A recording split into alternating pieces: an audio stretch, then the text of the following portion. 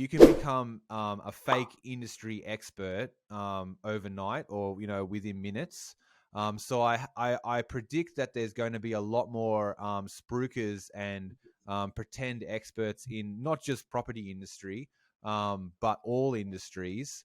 And there's going to be a lot more scams out there. Like there's the thing is that this power is awesome if good people are using it, but given this like AI power in bad hands or with people that have bad intentions, literally like it's unthinkable what they could do with this kind of stuff.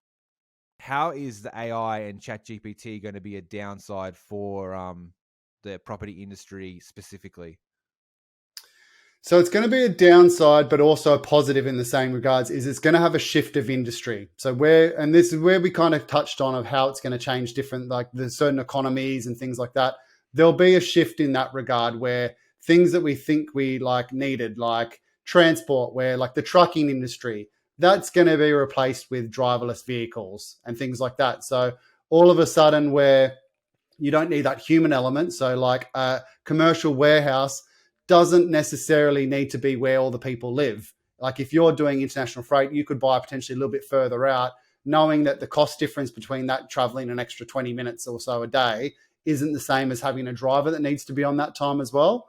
So I think it's just going to change industries. So especially as we shift the white collar type industries, that's going to move. And then same thing as we mentioned before with like builders and tradies and anything in the kind of open real world. That's where we're going to see the shift. But in the interim, I think there's just going to be some cool technology for data. So people are going to be able to make more informed decisions, which funnily enough is why we made this podcast. We made this podcast because there's stuff, all information out there about commercial. So hopefully in the coming years, as the web gets populated with more and more of that, ChatGPT will then be able to listen to our podcast. So if someone asks the question, it can give them the answer. They don't have to listen through 10 hours of podcast and read my 350-page book. They can get the answer to their question straight away and at least make informed decisions.